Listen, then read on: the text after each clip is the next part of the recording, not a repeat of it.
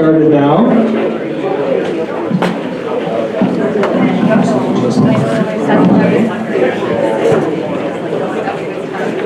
Hello, welcome everyone.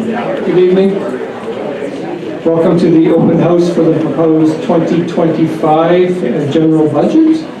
I'm Mayor Doug Holmes, and I'd like to recognize members of council in attendance today.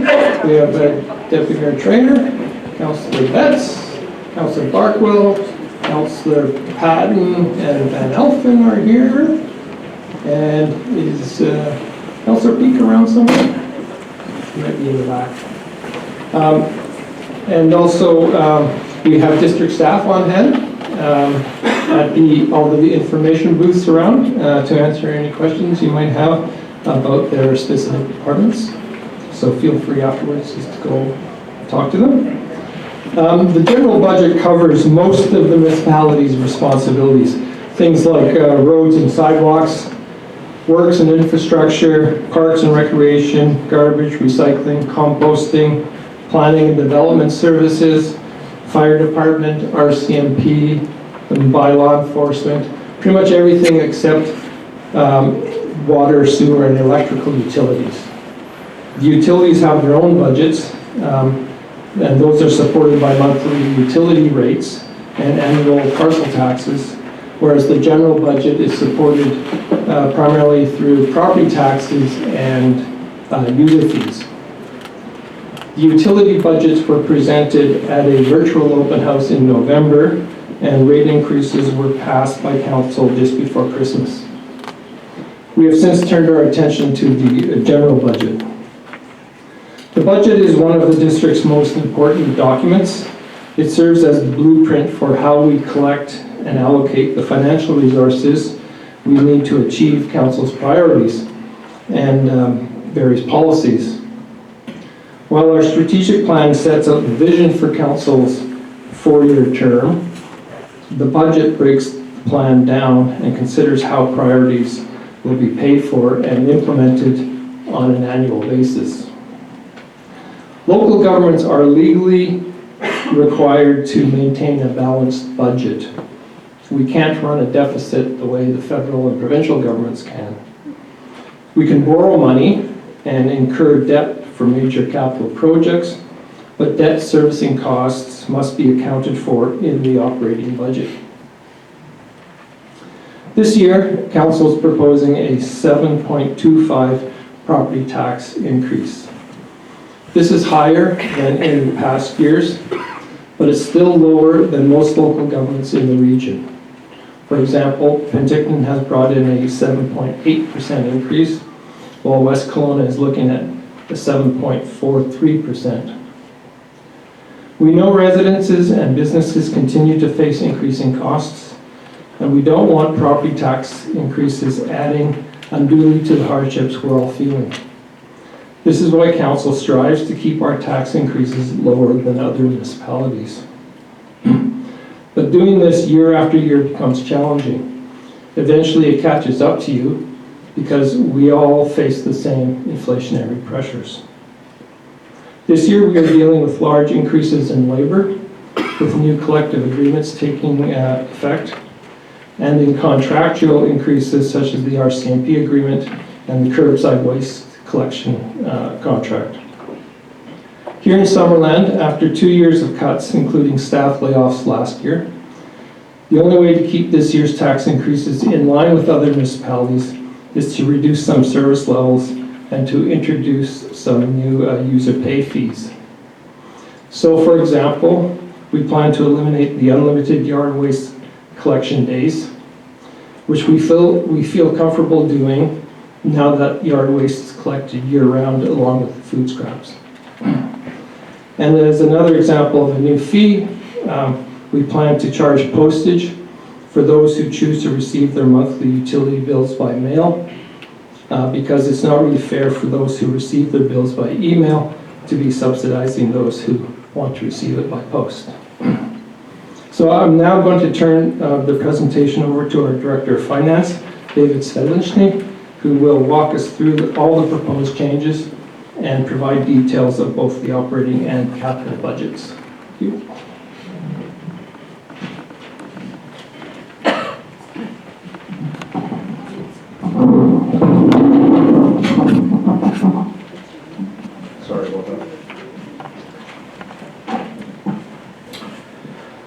Thank you, Mayor Holmes, for that introduction, and thank you all in attendance this evening for coming out.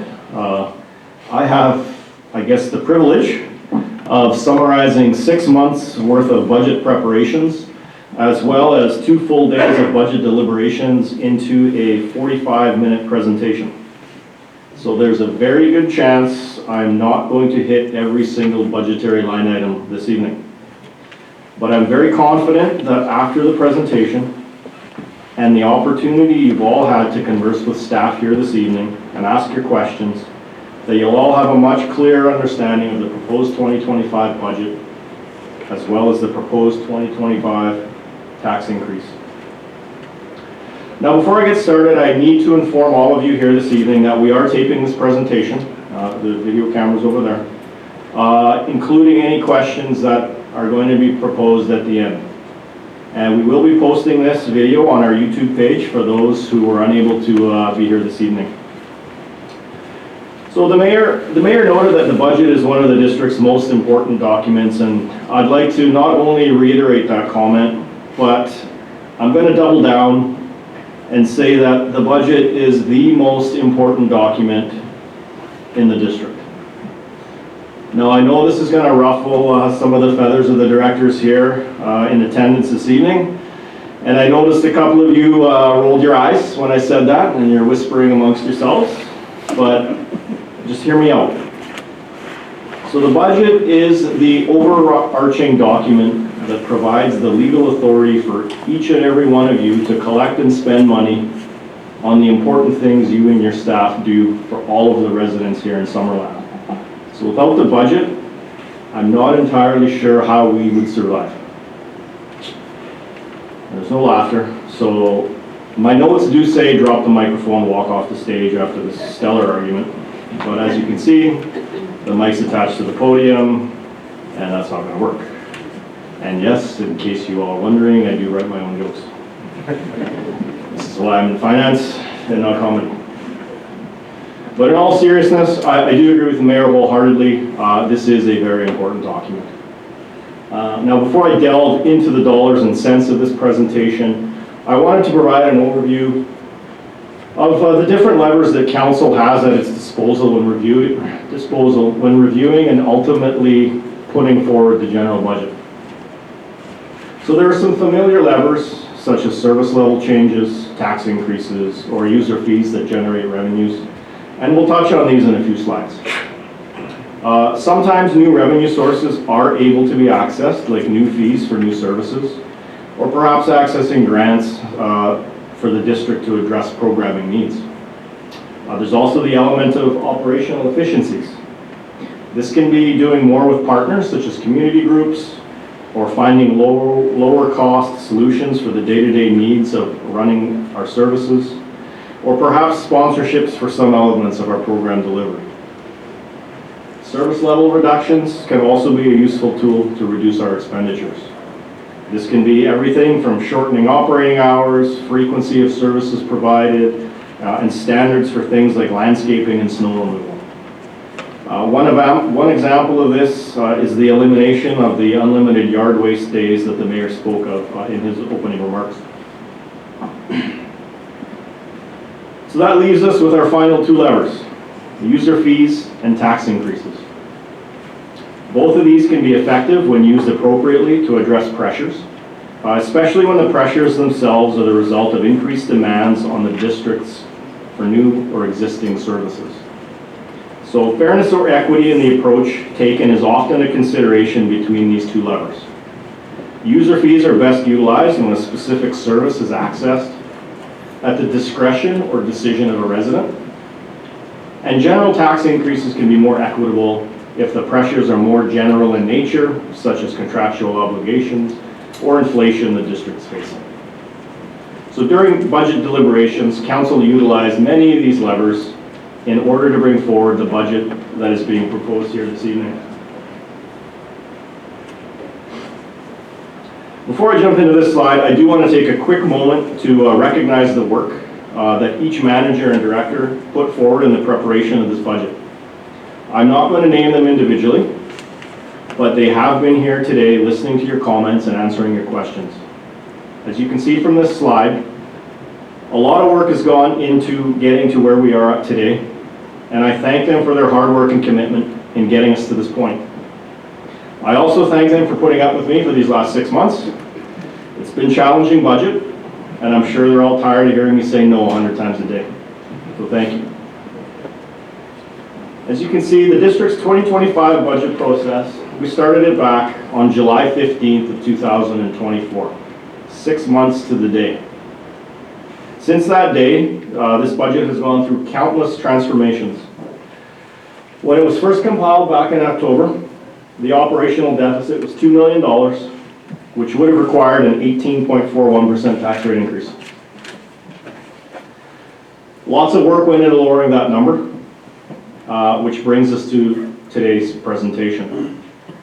During Council's 2 budget meetings in December, they used some of the levers I talked about on the last slide to lower the overall operational deficit from what was presented and required a 9.27% tax increase down to today's proposed 7.25%.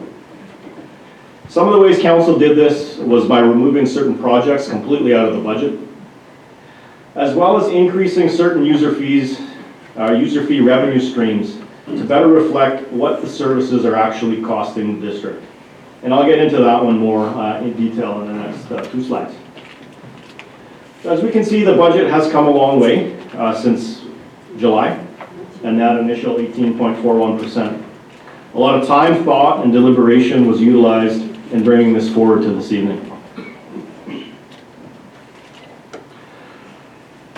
As the Mayor noted in his remarks, the district's general budget has gone through 2 years of extensive cuts.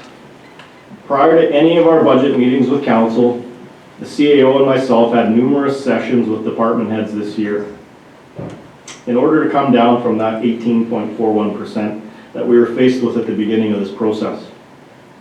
We challenged each area to review historical spending trends and did a line-by-line analysis of 1,200 general ledger accounts. This process identified approximately $325,000 in expenses that were cut from our core operational budget. That's equivalent to a 3% tax savings. So this slide summarizes 11 pages of details that were presented to Council at the December budget meetings and includes cuts to contracted consulting services, materials and supplies, memberships, and professional development, just to name a few. Should any of you wish to see the full listing, it is available on our website, and I encourage you all to have a look. Now, in addition to the core operational cuts, an additional $887,187 of one-time projects have also been removed from the proposed budget, as those projects were completed last year, so they no longer need to be budgeted for. The majority of those projects are related to our Development Services Department and included projects such as a zoning bylaw amendment, a housing needs assessment, and a land acquisition and disposition study. Again, just to name a few. The full listing is on our website. And it should be noted, and we'll discuss this in more detail when we get to the expense side of our presentation, that although we did remove $887,000 of one-time expenditures, the budget that's being proposed this evening does take into account an additional $620,000 in new operational pressures. But overall, there was a net reduction in those one-time pressures of $267,000.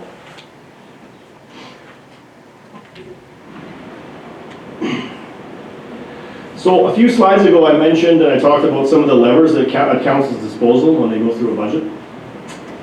So this slide summarizes the levers that were used in lowering that proposed tax increase down to the 7.25% that's being brought forward today. Now I'm not going to go through each one of these individually. However, I thought I'd note one from each of the categories, and some of them do touch on more than one lever. So the first lever we looked at a few slides ago was new revenue streams.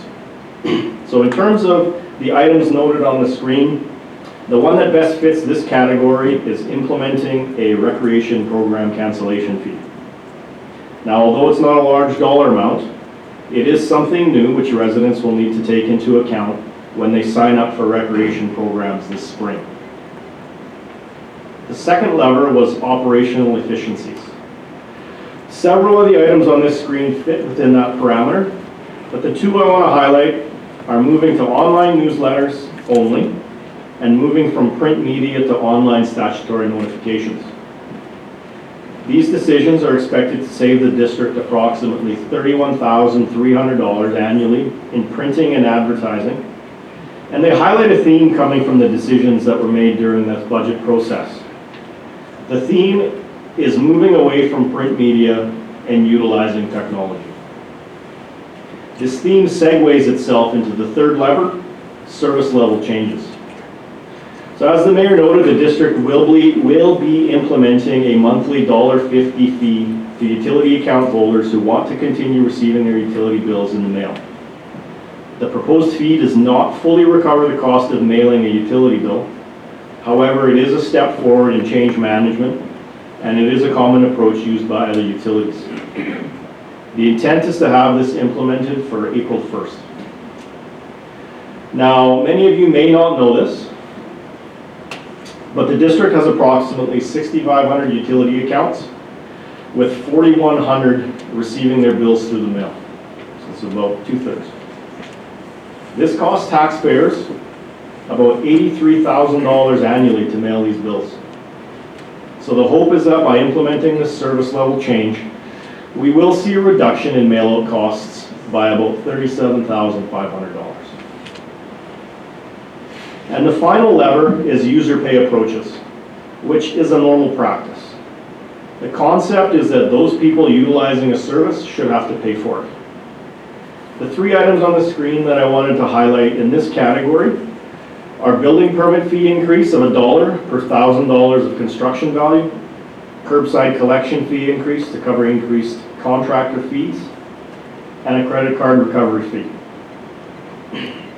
All three of these items shift the cost of the service to the user that is utilizing that service. So all in all, just over $400,000 of additional revenues or operational efficiencies have been incorporated into this budget. And as the past slide shows, as the past few slides have shown, a lot of work has gone into this budget, implementing strategies to help offset the proposed tax rate increase. This slide summarizes the proposed budget being presented before you this evening. Revenues are budgeted at $21.9 million. Expenses are at 22.7, which requires the 7.25% tax rate increase to cover the budget operational deficit of $786,530. Before I delve into the details, the number details, I just wanted to provide with some high facts. Our district's consolidated operational budget is $50.7 million, with an additional $30.9 million budgeted for capital. This consolidated amount includes all four of the district's funds, so water, sewer, electric, and general. In total, overall budgeted spending is proposed at $81.6 million in 2025. Now looking specifically at general fund operations, the proposed budget plans for revenues and expenditures of $22.7 million. 56% of that, or $12.7 million of those expenditures, are funded through taxation. The electric utility continues to contribute $500,000 annually to fund the general fund expenditures, which equates to a 4.61% tax increase. And when we're looking at a 1% tax increase, it generates approximately $108,500 to cover our operational expenses in the general fund. And lastly, at the height of summer, the district employs approximately 134 employees, 36 part-time and 98 full-time.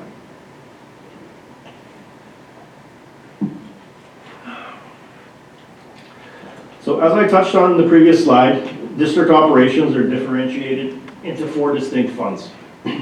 Each fund provides services to residents and collects revenues to offset operational costs. The 4 funds again are the water fund, the sewer fund, the electric fund, and the general fund. Today's presentation is focused on the general fund. As the mayor noted, the 3 utilities were discussed at great length at the November 19th Utilities Open House. And for anyone who missed that one and you wish to watch it, there is a recorded version on our YouTube channel. And there's also a link on our website. So the pie chart provides a breakdown of all revenue sources budgeted in our general fund. Total revenues are budgeted at $22.7 million, and as the chart shows, about 74% of all general fund revenues are generated from either taxation or user fees, which is quite common in municipalities. Now, if you're wondering how I got that 74%, it's made up of the property tax, pie chart, solid waste user fees, recreation service user fees, and sales of service.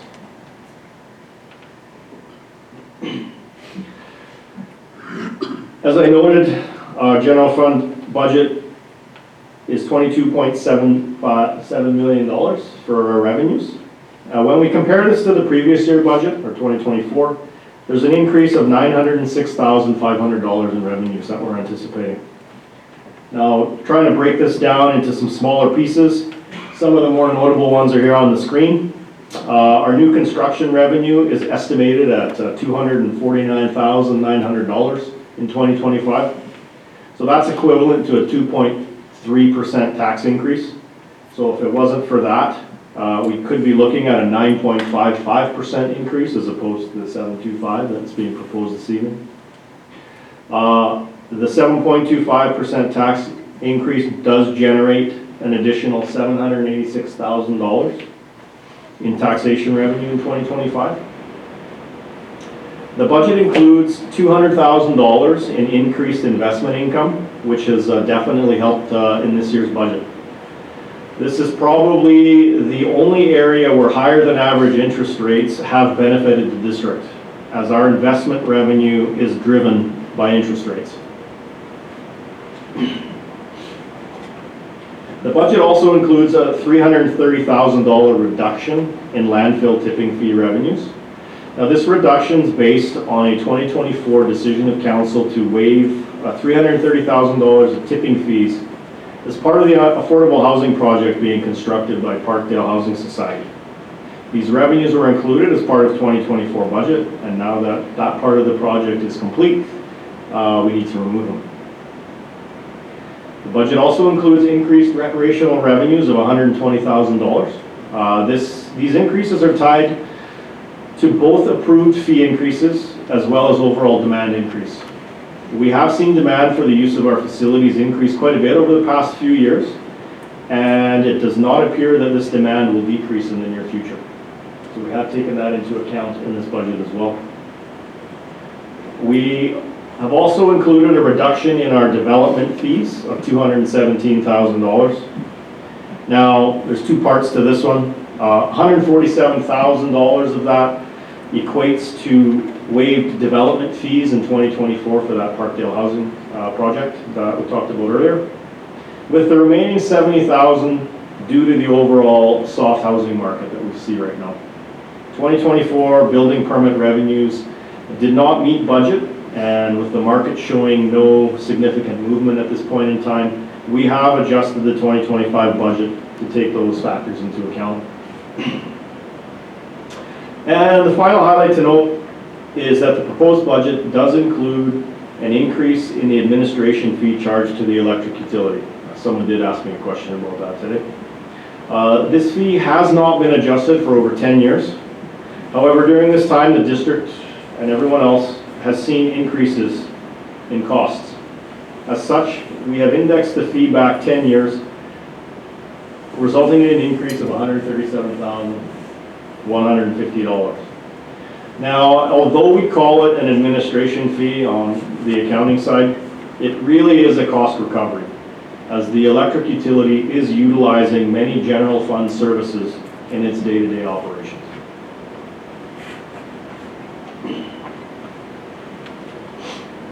Now on the expense side, as the mayor noted, no, I'm jumping ahead. We are required to have a balanced budget. Therefore, budgeted operational expenses are $22.7 million. The pie chart provides a breakdown of the 9 distinct functions the district uses for providing services in the general fund. Each function is further broken down into cost centers, which are used for tracking purposes. Now, an example of this is protective services. The protective services function overall budget is $4.8 million. That's further broken down into 6 cost centers.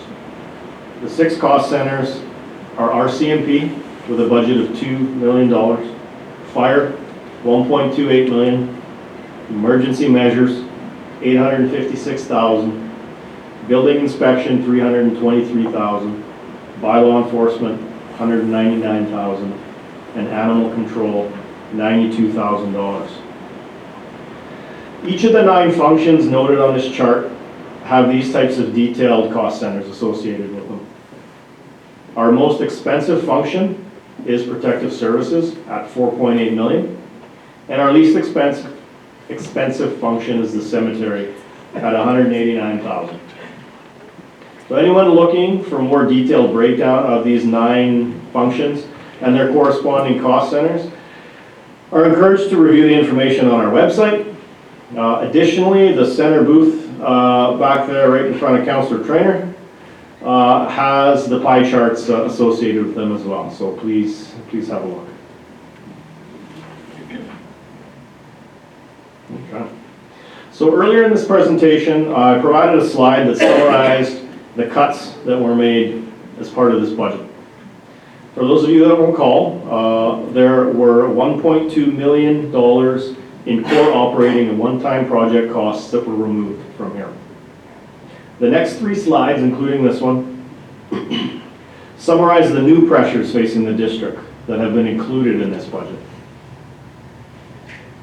So there are times when council makes decisions in one year that have delayed financial impacts to the organization. An example of this would be when a position is budgeted for in year 1, but only 6 months is budgeted for in that year. That means the remaining 6 months is deferred into year 2. So the full cost of the position is not fully realized in the budget until, of course, that second year. That's just an example of a previous decision. So the first item noted on the screen is the new Prairie Valley Road debt. The district borrowed $2.5 million in the fall of 2024 in order to reconstruct a section of Prairie Valley Road from Lower Cartwright. As part of the borrowing process, we went through the alternative approval process in the spring of 2024 to determine if the public wanted to move forward with that borrowing or not. The results of the AAP were in favor of the borrowing, and as such, starting in 2025, annual debt payments of $184,153 will need to be made. So this equates to a 1.7% tax rate increase and will cost the average homeowner $31.11. The second item ties into the example I gave at the beginning of the slide. In 2024, the district's budget included 9 months of wages for a procurement and communications assistant. And as this is a full-time position, the remaining 3 months have been included in 2025 to make this position whole. And the final point to note is that based on the recommendations of an arm's length council remuneration task force, an adjustment has been made to council remuneration starting in 2025, which will see their remuneration increase to the 50th percentile of those comparable municipalities that were reviewed.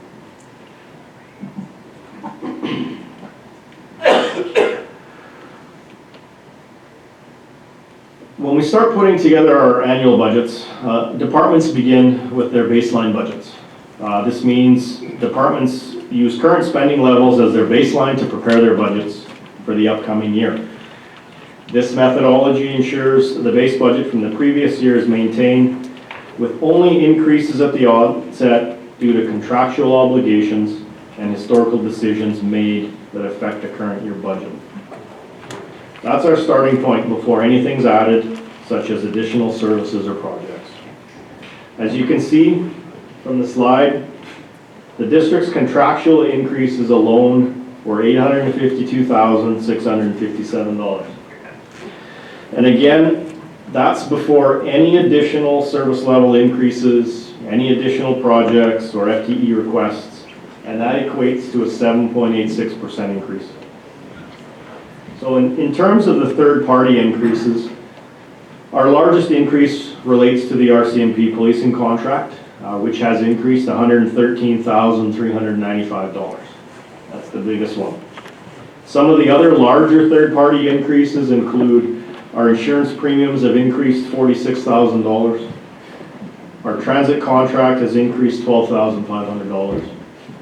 Our landfill operator and curbside collection contracts have increased $46,800. And our software licensing fees have increased $9,000. Contractual bylaw increases relate to wages and salary increases, which are established by collective agreements and employment contracts. So before, again, looking at any service level increases, any additional projects, any new FTEs, our baseline budget increased by $852,657 over last year.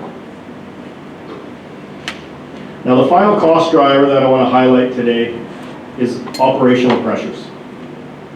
This is a catch-all category for any items that don't fit in the last two slides that we've looked at. Previous decisions of council and contractual and legislative pressures. Common items that fall within this category are inflationary pressures, workforce pressures, increased service levels, and new one-time projects. So for those of you who have had the time to review the general budget package discussed with council at the December 9th and 10th budget meetings, you'll note that there's a detailed listing of 24 items that make up these operational pressures. For those of you who haven't had a chance to look at that, again, I do encourage you to go onto our website. There's a listing and it's there. So in terms of today, I'm not going to go through each of the 24 items as we'd be here for a while. However, I do want to highlight a couple that I think may interest someone. But before I do that, I do want to note that many of the 24 pressures identified have alternative funding sources outside of taxation. So this is a very important distinction to make, as only $146,900 of these projects are funded through taxation. The remaining $473,400 are funded through alternative funding sources, such as grants, user fees, reserves, and accumulated savings. So with that, the first operational pressure I wanted to highlight comes from our development services department. Brad, I'm not picking on you today. This is just a good one. The district is looking to rewrite our development cost charge bylaw, starting this process in 2025. This process normally takes about a year and a half to complete and involves extensive work and public consultation. The total budget for this project is $150,000, with 50% budgeted in 2025 and 50% budgeted in 2026. This is an important bylaw which sets the parameters of how much the building community is required to pay for growth-related infrastructure. Now, in terms of funding this project, the full $150,000 is proposed to be funded through our Growing Communities Reserve. So therefore, there are no direct tax implications from this project. The second pressure I wanted to highlight is a workforce pressure. The district currently has one full-time bylaw officer and one seasonal bylaw officer. The seasonal bylaw officer's budget is being increased from 4 months to 6 months at a cost of $18,000. Like the first item noted, there are no direct tax implications of this increase, as we are anticipating increased enforcement during this time, which inevitably results in increased fine revenues, which should cover the two should offset each other. And the final pressure I wanted to highlight is service level driven and relates to street repair, and patching. One of council's top priorities is to see more roads paved, and I think we can all agree that over the past few years, lots of road paving has been done in the district. In keeping with this priority, the district's annual paving budget has been increased by $35,000 in order to facilitate more small paving, and funding this pressure is through taxation. So as I noted at the beginning of the slide, there are 24 pressures that make up the $620,000 amount. I've highlighted 3 of them, which I thought would be of interest, but I do encourage all of you to review the budget documents on our website and to familiarize yourself with the remaining 21.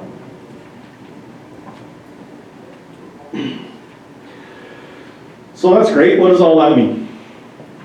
So in order to balance the budget, council is proposing an increase to property tax revenues of 7.25%, which overall equates to $129.95 increase to the average home that's assessed at $878,808. I do want to highlight that 1.7% of this increase relates to the new Prairie Valley Road debt that we talked about earlier, which was approved by the public as part of the alternative approval process, and which will cost $31.11 of that $129.95.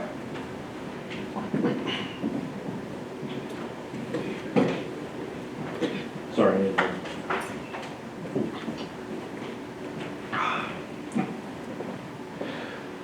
So the mayor noted that council aims to keep our tax increase lower than other municipalities. This table summarizes tax rate increases for a handful of municipalities across the Okanagan over the past 3 years, and which supports this comment. Outside of Kelowna, Summerland has the lowest 3-year cumulative total increase amongst the noted communities. Additionally, the table shows that we are not the only community being affected by cost escalations and high interest rates. This is something every municipality is dealing with, and these figures show that. Now, part of the reason Summerland is second lowest goes back again to what the mayor noted in his opening remarks. In the past 2 years, we've gone through extensive budget cuts, including staff layoffs last year. Additionally, as I noted earlier in the presentation, the CAO and I challenged each department to review historical spending trends and did that line-by-line analysis of over 1,200 general ledger accounts, which identified $325,000 in expenses that were cut from the core operational budget.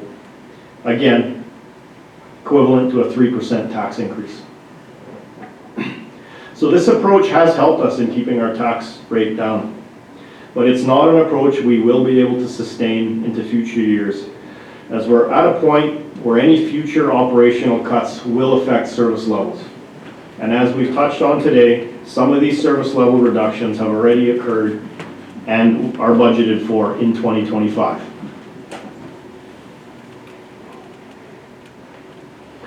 Property taxes make up 56% of the general fund revenues, for $12.7 million. Now, as the slide shows, the majority of taxes collected in Summerland are from residential properties, 85.9%. The smallest contributor is Class 9 farmland, and that's just the land, not the building, the land, which contributes 0.5%. So when we look at an overall tax bill for a property, there's those taxes that the district generates and gets to keep in order to provide services to the residents of Summerland, and there are those taxes that we're required to collect and remit to other taxing jurisdictions. Now, as the majority of these third-party jurisdictions are still in the process of approving their 2025 budgets and their rates, the slide on the screen here shows the overall tax burden for the average Summerland home from 2024. The average assessed value was $892,562. So as we can see, 54%, $1,982 of this tax bill was retained by the District of Summerland. This is made up by the municipal blue pie and the green debt repayment levy pie. So I came up with that number. The remaining 46%, or $1,655, was remitted to other taxing jurisdictions, with the largest amount being $1,188 to the province for school taxes. So I'm now going to move away from operations and jump into our capital program. So over the past few years, the district has made significant strides in asset management practices. We're by no means finished this process. However, the work that has been done has set a good base in helping council determine how much funding the district requires to fund future capital replacement, as many of our assets are long-lived and nearing and/or are at end of life. So in total, the proposed general fund budget includes 61 capital projects. Some of these were started in 2024 and they're now being carried forward into 2025 for completion. Some were budgeted for in 2024 but never started, and there's others that are new. But when we look at funding capital infrastructure, we have 4 core financing mechanisms: reserves, grants, community contributions, and debt. Now, based on the 5-year financial plan that's being proposed, our reserves and savings are budgeted to go from $10.9 million in 2024 down to $4.4 million in 2029. So on the surface, this sounds like a bad thing because we're depleting our reserves. However, the positive in this is that because we are responsibly putting money away for future asset replacement, we're slowly becoming less resilient on debt borrowing and having to pay high interest costs when these projects come forward.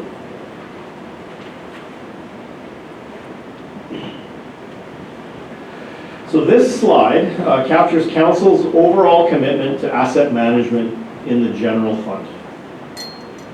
We have a self-funding fleet reserve wherein every piece of equipment has an hourly rate attached to it, and as equipment's used, the cost center that's using it gets billed.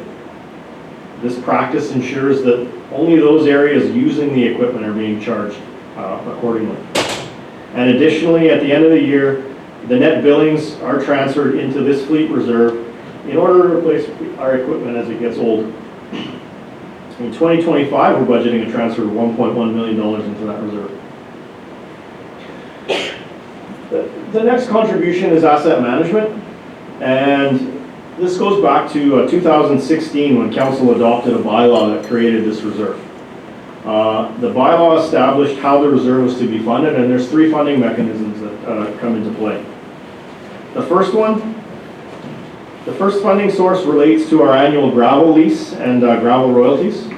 So based on the bylaw, these funds are to be directly transferred into this reserve. And the amount that we budgeted in 2025 is $182,500. The second funding source is direct specific contributions, directly into this reserve. So over the years, council has earmarked specific allocations that were directly transferred into this reserve.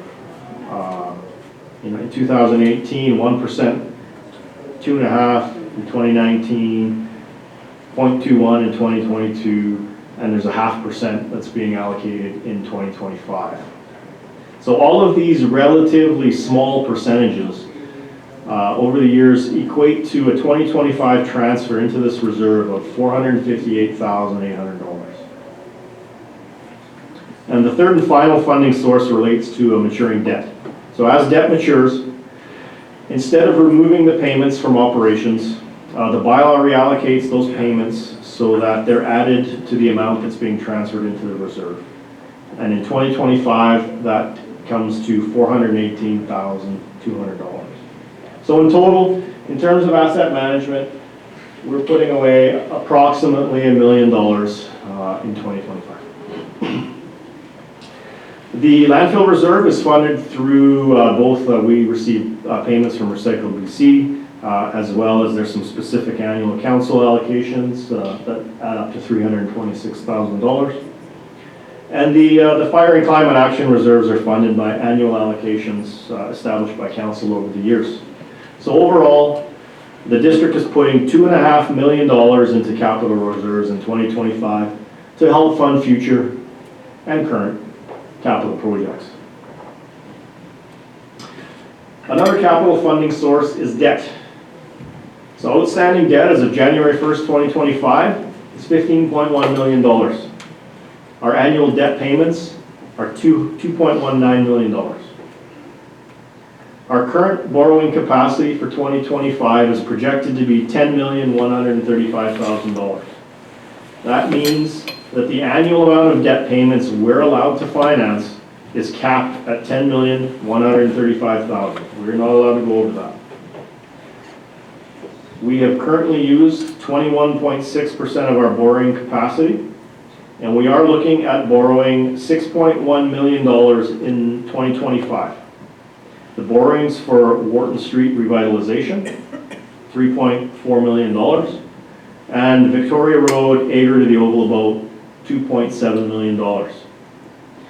These two projects will be going through the alternative approval process starting later this month on January 23rd.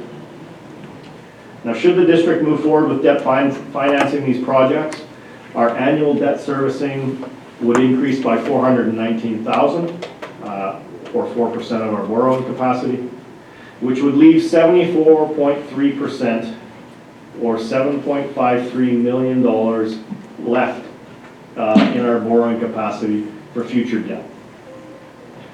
And I do want to note that if approved, both of those borrowings would occur in the fall of 2025, which means our first debt payments would not occur until 2026. So that means any tax increases or rate increases required to cover those debt payments would not come into effect until 2026.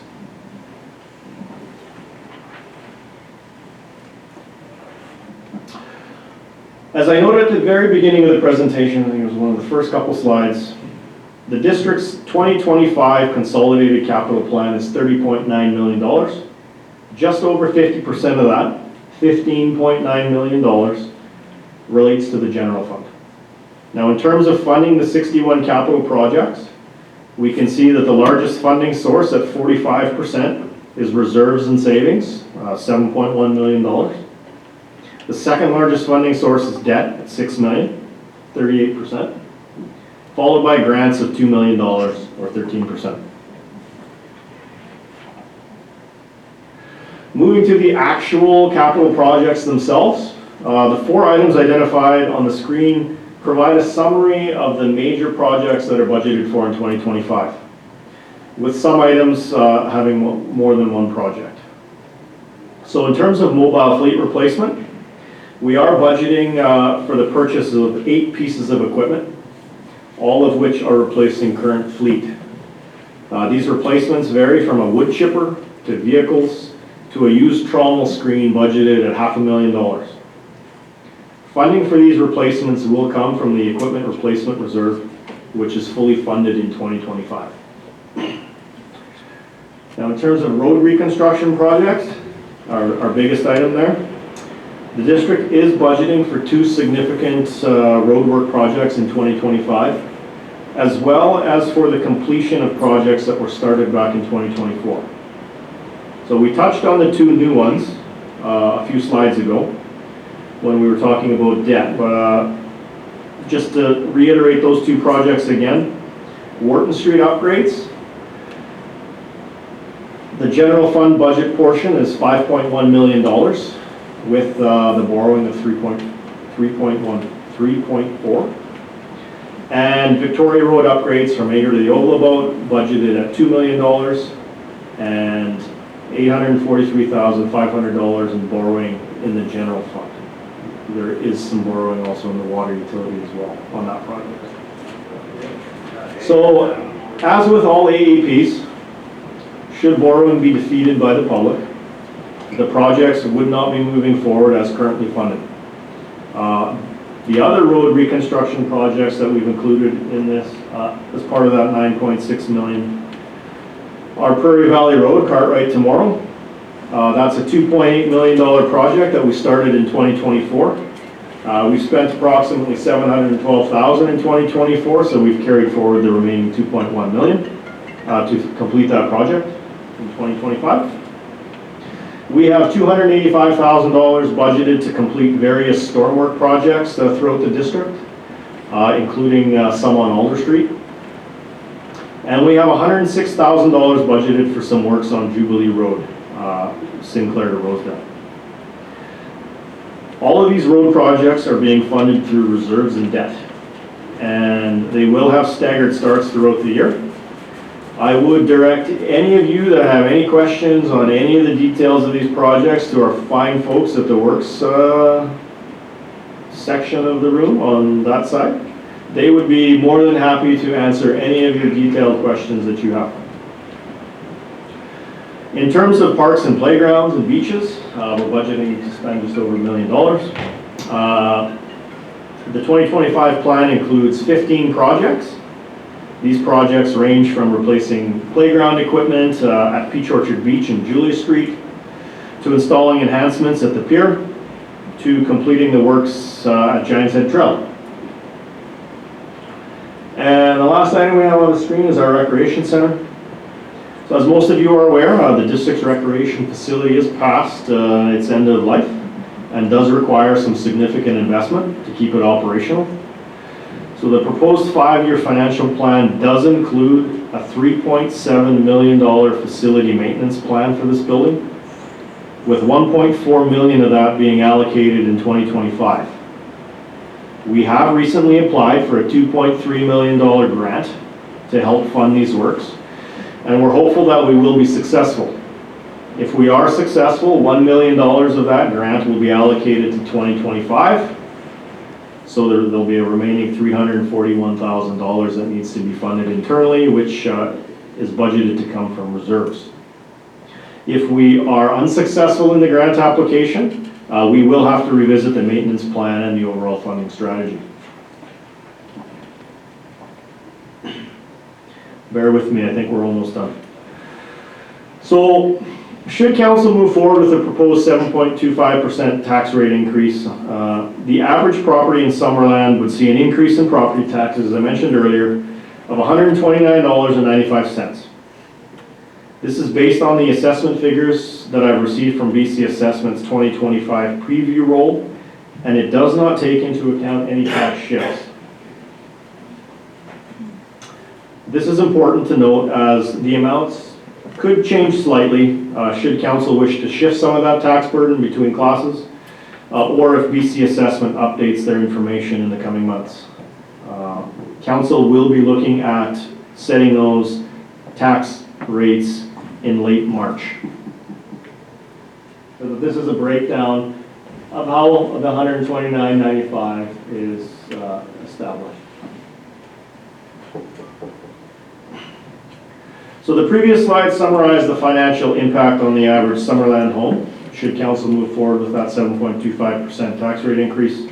This slide summarizes the financial impact to the average Summerlander, taking into account utility rate increases that were passed in December. So as the table shows, the cumulative net monthly increase is just under $30. So that concludes the formal part of this presentation. Before I open things up to questions, I would like to take a quick moment to encourage everyone here and everyone who's going to be watching on YouTube, or whoever hasn't already done so, to please provide your comments regarding the proposed budget. You can email them to the budget@summerland.ca. Everyone's comments are important, and they will provide council with additional information prior to the financial plan's adoption, which is scheduled for Tuesday, March 4th. There's also some comment cards laying around the room with some pencils, should anyone wish to put their comments in that way as well. And I do ask that in order for any comments to be included in the final budget report that's going to go to council, if we could please receive your comments by 12 noon on Wednesday, January 29th. That would be great. So again, thank you all for attending, and I'll now open things up for some questions. There's a microphone somewhere around here. Greg? Thank you.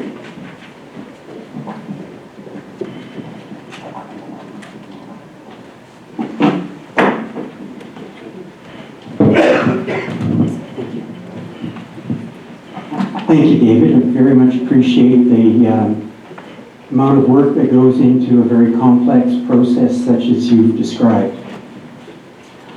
I would like to speak to a couple of issues.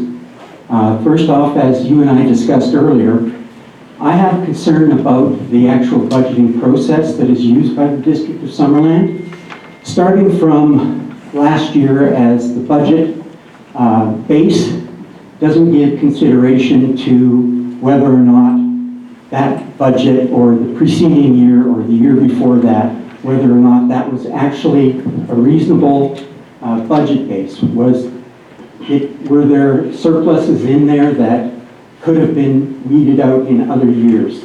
I guess also there's no connection between the actual budgets and the performance of the units. There's no performance measurement that goes into this. So you identify the activities which each administrative group is responsible for, and then you identify the key outputs that they're responsible for. So how many potholes did they fill? How many calls did they make on dealing with bylaw complaints? And what was the cost associated with the conduct of those activities? And then on a year-over-year basis, you have an understanding of whether or not the efficiency of the government is increasing, decreasing, or remaining the same.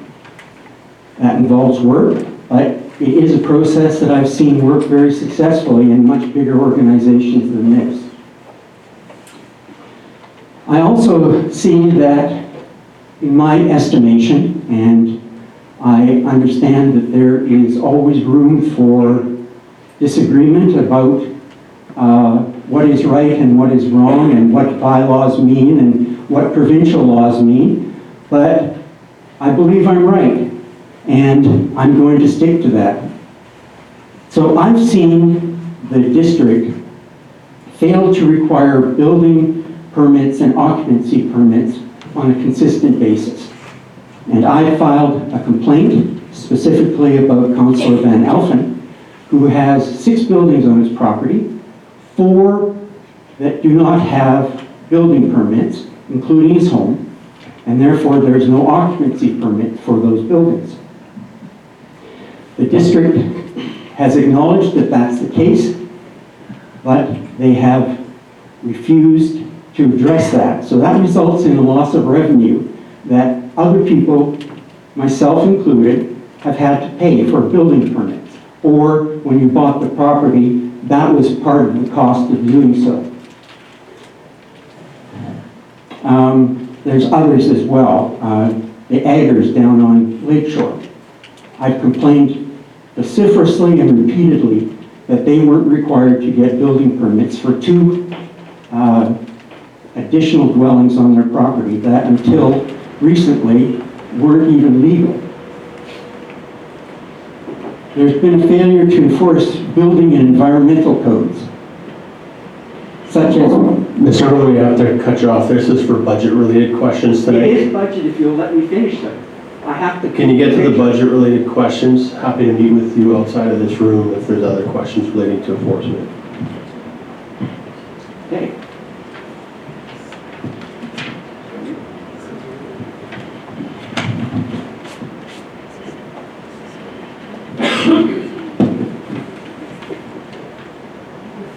So what I'm saying is that there are revenues which are not being gathered as a result of failure to enforce bylaws. That there are also, as a result of perceived lack of risk analysis, that decisions are made that have costs downstream for the district. There's been a number of legal cases that have resulted in settlements. There's been unnecessary expenditures as a result of mandate creep by investing in areas that are the responsibility of other levels of government, such as housing. And I see from the budget presentation that the amount for the housing development, who was the proponent for that? Park Place? Parkdale, excuse me. And at the time it was voted on by council, that was, I thought, $1 million, but you've identified $600,000 or $700,000 in the budget of shortfall in revenue, but work that will still have to be done by the district. So, I guess that my 3 points are concerns about the basic budget process, that as a result of failing to enforce provincial and municipal laws, that we're not collecting all the revenue that we could be collecting. And thirdly, is that we're doing things that we shouldn't be doing, that you're allowing provincial and federal governments to download onto you. Or in the case of the approval of the pier down at the new development on the lake shore, that is something that is a provincial responsibility. The lake is owned by the province, and the district has no authority to approve a pier that goes into the water.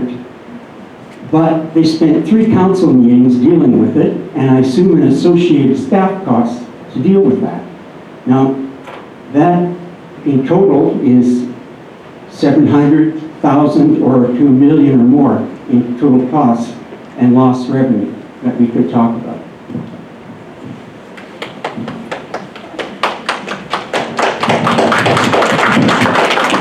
So, first of all, we can build a pier. Yes, we do have to get provincial approvals to do the work, but it's a recreation facility and we're allowed, it's no different than down at the beach that we have the docks. So it's not, you know, you can argue all you want that the province should be building a pier, but the fact is they're not going to. And so if we want a pier, we have to build it. My turn to talk. You've had lots of, Mr. Rooney, you've had lots. I also want to address Parkdale Place. And this is something councils everywhere grapple with. How much support should we give affordable housing? This is, and it's something we struggle with because yes, it's downloading or offloading, however you want to describe it. It's a provincial responsibility, but we have a housing crisis here, and we're affected. And there are other communities who are stepping up a lot more than we are. And council made the decision to support this project because it's something that's needed in this community, is seniors affordable housing. So yeah, so we could have said, forget it. We're not going to support it. Absolutely could have. But then maybe that would have been built. And how are we helping people that way? These are the decisions council makes. This is what we have to make. We have to weigh the pros and cons and the costs and everything. Like, you know, that was a priority for council. Anyway, I think we should get some of their questions. Sir, you made one mistake. I wasn't referring to the pier that was built at that beach. I was referring to the private pier that was being built at the new real estate development. I forget what it's called. Pardon? We haven't built any pier. You're not building a pier. You spent time and wasted money on an approval process that you have no authority to do. The pier extends into the lake. Other questions? If anybody else has any other questions? We're just going to get a mic for you. We are taping it, so it's the only way people will be able to hear it on the video.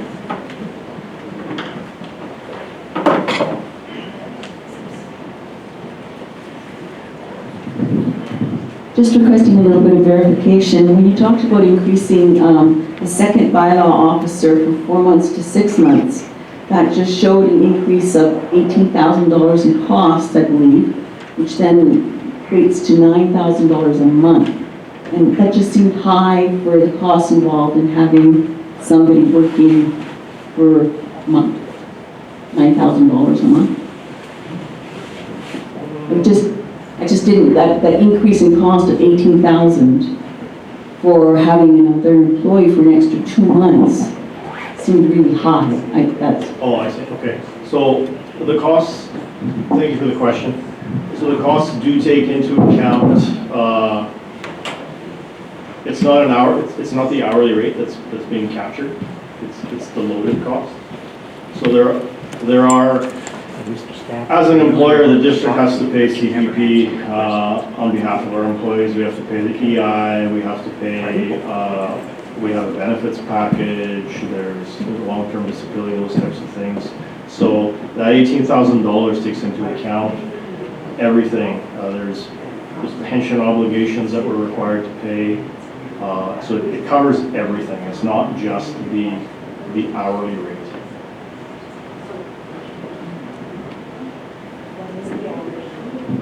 So are you saying that for an employee is going to cost the municipality about $9,000 a month when all the benefits are included with their wage package? That's a lot of money. This position, yes.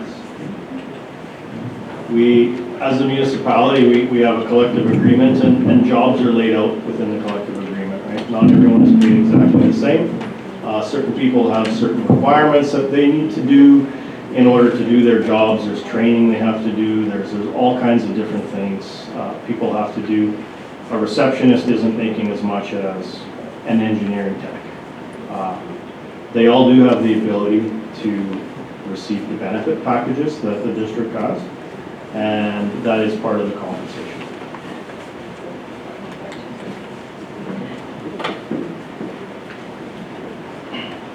Sorry, getting back onto the wage thing, you indicated that there was some statutory obligations on contracts, et cetera, over the last while. What did you must have had another settlement for wages for employees?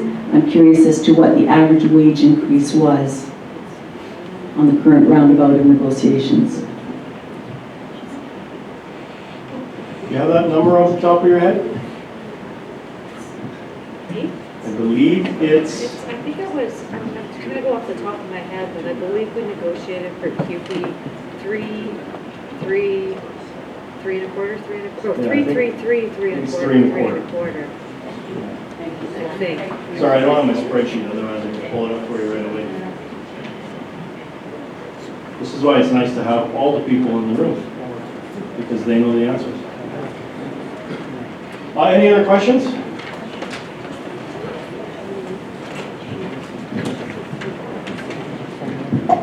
Yes, I'm Keith Archer. I live on Young Street. I'm curious as to what our plan is for Mr. Trump. I see we're doing the 25 budget, and I'm sure that this is going to have a big effect on us somehow. Maybe you can tell us possibly where we're going to experience something like that. Sounds like a disaster. I don't know how to answer that one. I did note that our RCMP contract costs are going up about $113,000, so there's that. But in terms of dealing with Mr. Trump himself, we don't really have anything specific laid out in our budget. Are we going to have a plan? Are we going to start, it's going to start Monday as to where it's, I understand we don't know what it is yet. I think that one's it kind of, as things happen and progress. But you know, I'm more curious into this budget that you presented, which is a great budget. What would something like that affect us, if that's all, when it comes to, and then we also have an April 1st tax that's coming in on the carbon tax. Is all that in the budget? Like, is that all? So I think in terms of the whole U.S. thing, we don't buy, as a district, we tend not to purchase lots of things from the U.S. We try to stay within our province or our country. There are certain items that we do purchase from the U.S. and the exchange rate right now has not been helping things in terms of that. So we do wherever we can try not to buy from the U.S. We try to buy. So in terms of a strategy, we're going to continue on with that strategy and try to continue to purchase things.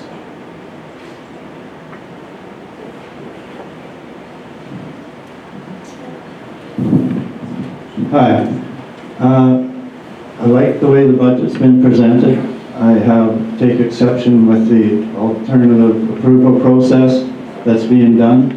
I think that it's much too rich for us right now. I believe that this paper that's over there tells people that if they don't vote against it and get a form from either City Hall or online tomorrow, that a no vote is counted, but if you don't vote at all, it's counted as a yes vote. Now, the Wharton Street project is a little bit rich. I mean, that's pie in the sky, and we're talking cutbacks, and I think that anybody that thinks that they'll just go down there and blow $3 million or whatever on something like that, it's not the time. Thank you.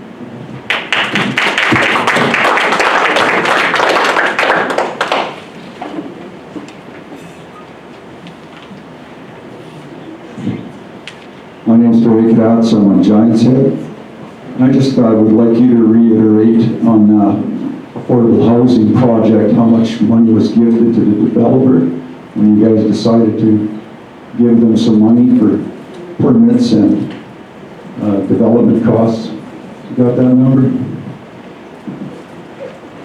We'll wait.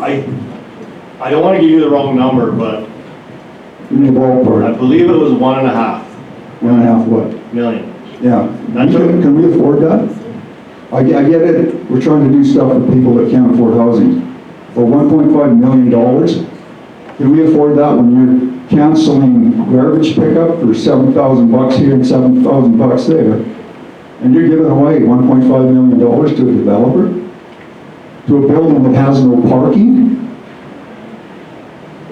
Let the mayor speak to that one. Sure. So we're not giving the money, what we're doing is waiving fees. So if we didn't do it, they wouldn't build it. So it's not like we're giving them, we're not cutting them a check for $1.5 million. You're not charging them 1.5. We're not charging them $1.5 So million, what's the which would be money so if it was a for-profit housing development, that money would be coming to us. But because it's an affordable housing, BC housing project, that money isn't coming to us. So is that 1.5 million immaterial? So you gave that up. What if you didn't give it up? That's in your coffers. No, it's not. They wouldn't build it. They wouldn't build it, How do you sir. know that? Because they couldn't afford to. And we can afford to give it away? We're not, Yes, we are. it depends how you look at it. We're not spending that money. We're not collecting the money. Correct. Right? Correct. We can So afford that. We can afford that as a community. we wouldn't be collecting it then. Regardless, we wouldn't be collecting because they wouldn't be building it. Fine.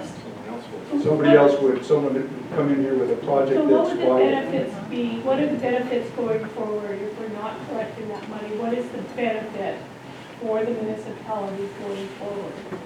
Of having affordable seniors housing? What's the benefit of having affordable seniors housing? When we're talking dollar value here, I understand what you're saying and I support affordable housing, but there has to be a win for the taxpayers, the municipality.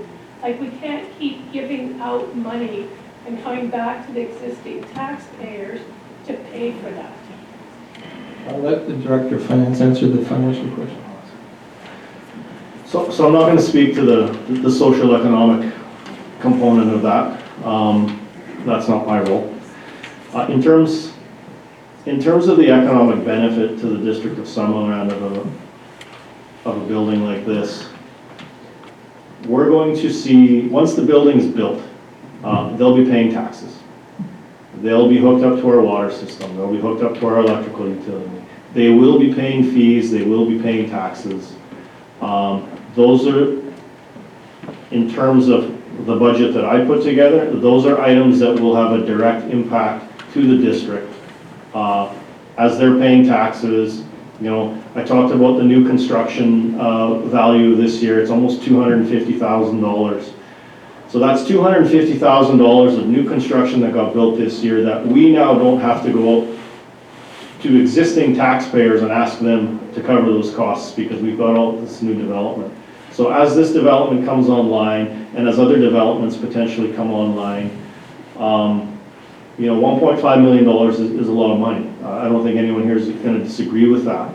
But over the years, we will see that money come back in terms of taxation, in terms of utility rates that they're going to be paying, all those types of fees that they're going to have to pay, just like the rest of you do. So there is a financial benefit to the district of a development like this. Can I say something again? Okay, I, number one, support the growth of our community. Use the mic, please. I support the growth of our community and I support affordable housing. I think it's really not only for seniors, but for everyone. But my concern is going forward our infrastructure in our community, what we have existing today. Now my understanding is, I'll just take the water, Morton Creek. Now we have cast iron pipes throughout that area. What else do we have in cast iron pipes? How much of our community, we're bringing in all of this new potential growth, new, bigger, better buildings. What are we taxing on our infrastructure? Going forward, taxes is wonderful, but what about today and our infrastructure? What plans, and I've been to many meetings, but I haven't heard what the plans are for the future infrastructure. How we're improving them, what the goals are there. And I mean, I support the budget, you've worked very hard at it. I support what the district is doing most of the time. But I don't support the fact of not having long-term vision and looking at that infrastructure and saying we can't live for today when we're not thinking about tomorrow. Thank you. I'll just speak to that actually, because two things popped into my head. So we are looking ahead into the future. We have over the last, since I've been here and this council has really delved into the whole asset management experience. You know, we're putting, as the slide today showed, we're putting $2.5 million away in 2025, and we've been doing this over the last few years. So we are looking ahead, we are looking to the future in terms of infrastructure. We do know what assets are, through all the work that we've done through our asset management work, we have a fairly good understanding of, you know, what pipes in the ground are galvanized, which ones aren't. And we are taking steps, this council is taking steps, and some good steps, in trying to have a plan in place for when this infrastructure needs to be taken out of commission and new stuff put in. So that's one thing. And the other thing I'd like to say in terms of that question is, you made a comment about you know, new developments coming in and I think that's exactly one of the reasons why one of council's strategic priorities is the DCC bylaw rewrite. It's a bylaw that hasn't been rewritten. I don't even know when it was last looked at. I think it was 2014, I think. But it's a bylaw that needs to be looked at. There's a lot of work that's going to go into it. But that bylaw establishes what developers then have to pay for that infrastructure and that future growth. So this council is looking at that infrastructure. You know, we are looking at different ways to be able to pay for this stuff as we go into the future. Because I think everyone here knows the infrastructure is not going to get any cheaper. So we are looking at plans. We are trying to put things into place.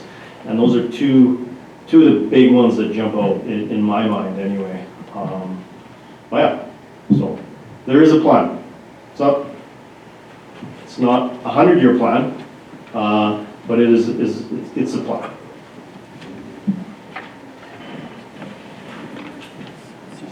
We have one up here, Greg.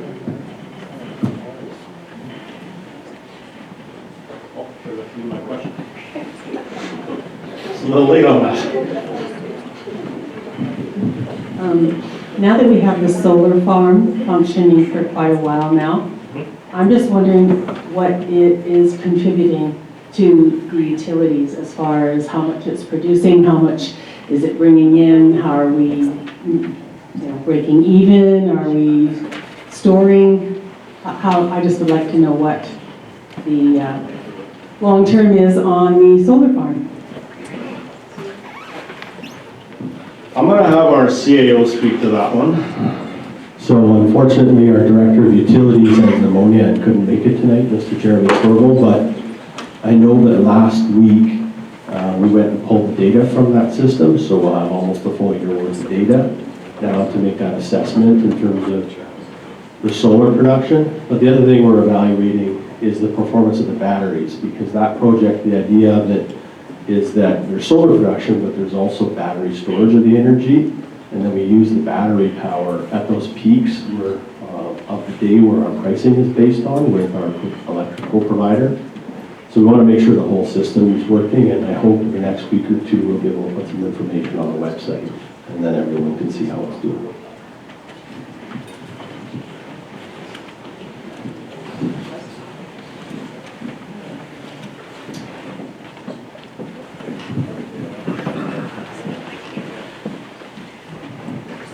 Hi, my name is Lisa Shippett, and I just want to touch base.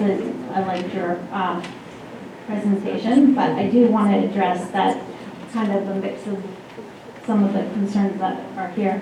When you see a $758,000 deficit equate to a 7.25% property tax increase,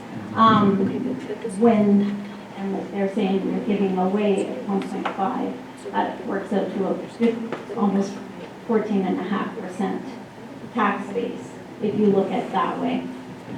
But it comes down to that affordability, and year after year we're seeing these increases, which comes back to the tax base of things. So when we're looking at affordability, I used to be a landlord here.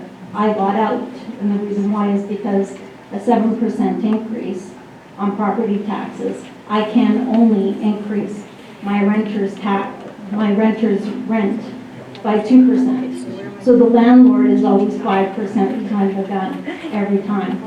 And you get to the point where you have to get out because you can't face it, or else when that renter leaves, then you put it to market value again, which costs, that's why renters are going, well, why is it so expensive to rent? And that is why.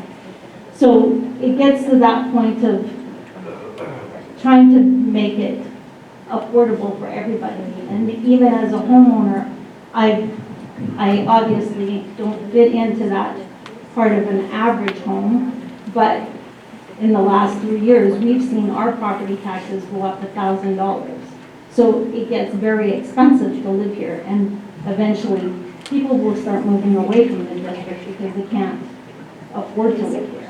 So I would highly suggest that try to do the projects that we need to do, not to make things beautiful and pretty, but just to do things to get the infrastructure where it needs to be, that we don't have problems in the future, and to make Summerland a good place to live and keep the facilities going. But again, have people paying their fair share.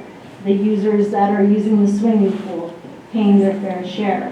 And same comes with building permits and even on properties like that. So I hope that when you're going through line by line that you're looking at those areas and also taking into consideration that a 7% increase, $350 might be easy for somebody that's sitting in a regular job, but there's other people that are on fixed income that can't afford that $350.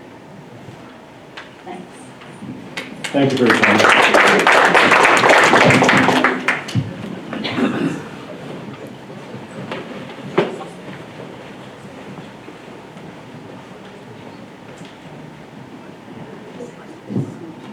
You had a slide that compared the tax increase over the last 3 years, Summerland, 203, and Kelowna and so forth. What I didn't see is, I don't think I saw a slide, but I think I had seen on your website maybe that just talked more about the overall tax of a Summerland home of 870,000, whatever, relative to the tax in Kelowna, Vesuvius, Penticton, et cetera. Yeah, so not this, but rather just the total tax in each of these communities. And it seemed to me that our Summerland tax was actually almost the lowest, one of the lowest ones. Can you comment on that? Is that, I mean, a lot of people in the room are implying that our taxes are very high, but in fact they seem quite low. And I just wondered how both staff and maybe council feel about that. What I see is a fairly low tax. Should we be taxing more? So, well, I'm not going to answer that last question. I think I'm going to get lynched if I answer that one. But I know which slides you're talking about, and they were part of the budget discussions with council back in December. So I've mentioned a few times today, if you haven't looked at the documentation, please go in and look at it. There are some tables in there that are similar to this, but instead of the percentages, they actually calculate out what the tax bill would be, and I think I picked I think it was $800,000 house. I can't remember the dollar value. But what I did was I took everyone's tax rates straight from their bylaws. So there was no monkeying around, there was no playing with numbers. It was, okay, 850,000 times the mill rates. And yes, you are correct. Summerland, I think, was the second lowest, and this is 2024 taxes. So in 2024, Summerland had, I believe, out of these same municipalities, the second lowest, second lowest tax bill out of anyone on that list. So when we look at 2025's numbers, we're still going to be second lowest. So I guess that maybe just things are expensive everywhere. And I did mention it earlier. We're not the only one. We're not the only municipality in BC struggling with high costs. Everyone is struggling with high costs. Residents are struggling. Municipalities are struggling.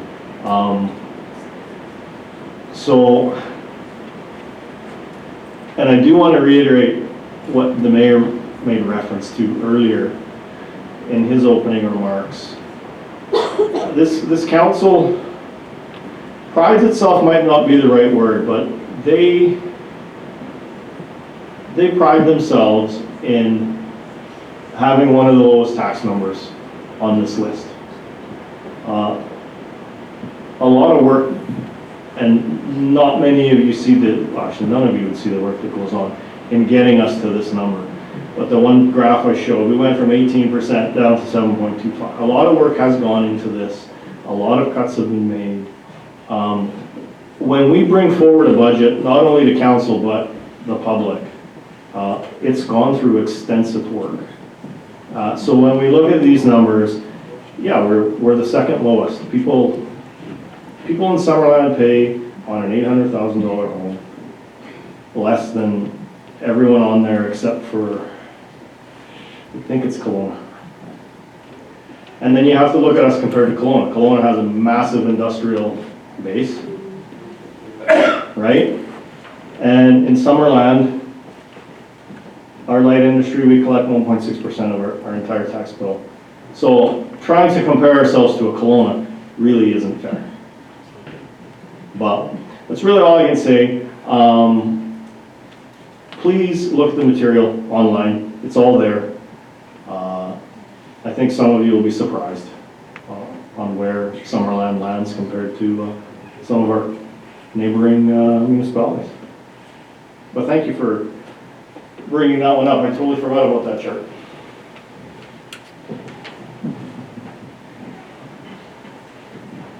I guess I did, just on that point, I mean, I don't know if it's good to be second to last in terms of our costs. I mean, if it's a lower tax bill, and I get it, it's still, none of us like to pay our tax bill, it's always too high, but if we're second to the bottom, that, are we possibly failing to keep up with what it takes to have a good, strong community? All the infrastructure we need, all the services we need. I don't have a hidden agenda here, I don't know, but I just think it's important to look at that side of it. We can't just say, oh great, we've cut. We need to look at what we can deliver for that tax base. I realize this isn't part of tonight's discussion, but I think we need to ask, well, how can we increase our revenues? And that's more maybe a topic of the OCP review coming up. You mentioned that we have a very, very low industrial tax base here relative to Kelowna. I'm not suggesting we get into the industry necessarily, but I think we need to look at how can we increase our tax base. We can't just keep squeezing the current taxpayers. We've got to look for new opportunities, and I guess really that's what the OCP review will start to focus on.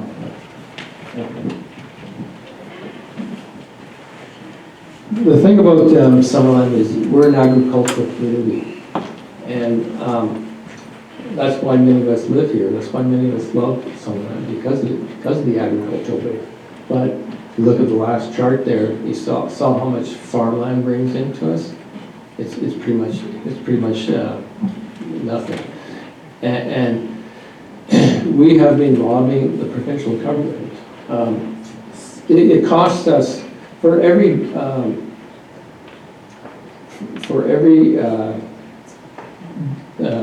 dollar we collect in taxes from farmland, it costs us $3 to service those lands. So we've been lobbying to the provincial government, arguing this isn't really fair because it puts the burden of servicing those lands onto the shoulders of residential taxpayers in the community. When the ALC, the Agricultural Land Reserve, is a provincial priority. We're producing land, we're producing food for not just for the people of Summerland, we're producing food for everybody in the province. And so if your community happens to have its economy is based on industry, you're having a windfall of taxes. But if your economy is based on agriculture, like ours, we have a shortfall of taxation. So we've been asking the province to recognize that and to address it. And we haven't gotten very far working on our own. So now we're working with other farming-based communities all around the province, in Lower Mainland, on the island, even in the north. So we're working together to have a stronger voice. But that needs to be addressed, and that's just the reality of Summerland.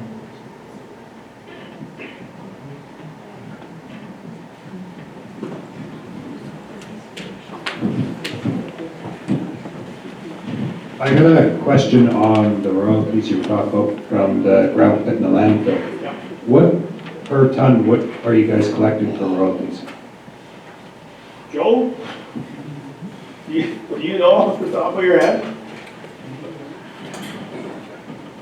Can't recall off the top of my head. Don't know off the top of my head. It's, none of us know off the top of our head, but if you could send us an email, someone will be able to answer that question. Absolutely. Why do you ask? Is there a question behind the question? Just where the numbers were with what the landfill brings in, because the amount of trucks, like we support every concrete plant from Kelowna to Antiquity out of that landfill except for KRM, so I think that they get really good deals on the royalties.